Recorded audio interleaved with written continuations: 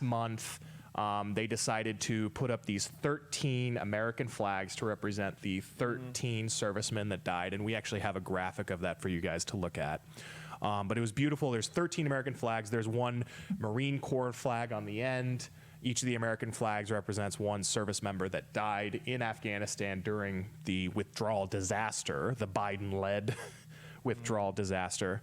And you know, it's nice to see something like this, especially in the state of California, people supporting their veterans, supporting people that sacrifice themselves for us, for all of those Afghans that are now doomed to live under Taliban rule.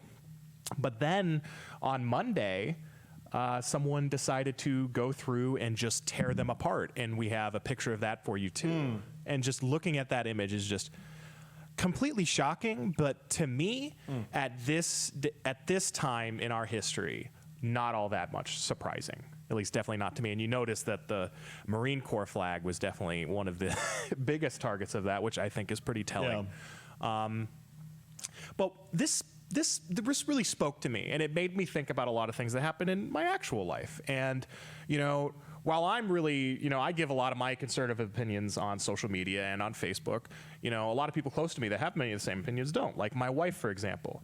And one of the most political things she ever put out was simply a picture of a 9/11 memorial on her Facebook page, and she told me that there's no one post that has gotten more people to unfriend her than when she simply posted this 9/11 memorial. It wasn't saying any commentary, wasn't making any political posturing with it, simply just posted it, you know, supporting the victims of 9/11 and with American flags, and people unfollowed her for it. And that is just where we are. Like, people don't like America. People don't like the American flag. People, and the big part of that is people don't like the U.S. military, and they think that they're this oppressive regime. How did we get here, and how are we going to get out of that?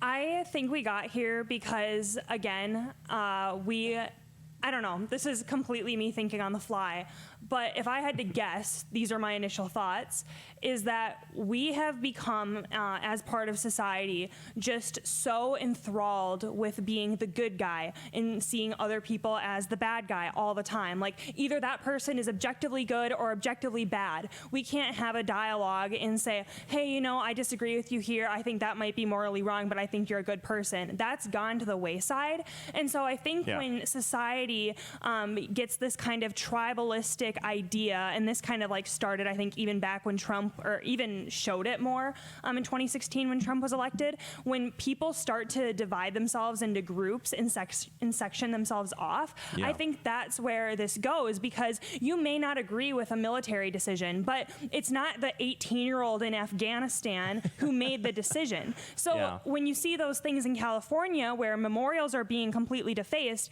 that's what blows my mind, because you know what? You can disagree. You can say, hey, this was a bad decision, this was a bad move, but why are we like grouping in a bunch of 20 and 22-year-olds with those same people who made that decision? That's $1 million question, Michael, and I don't know the answer to it.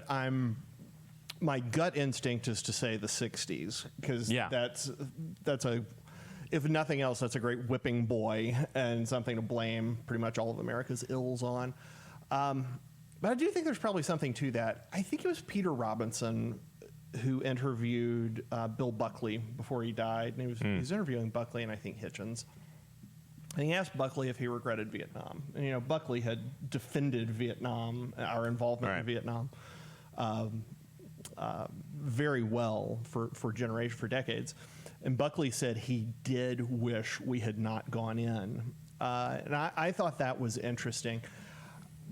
You know, look, if the media had covered Vietnam and what the Viet Cong were doing there to the South Vietnamese, that would have maybe been a different thing. But the left, I think the American government and the press were probably infiltrated with, or at least populated with useful idiots. And so when you see U.S. servicemen coming back in body bags and maimed and coming back drug addicts and not understanding why we were fighting that fight.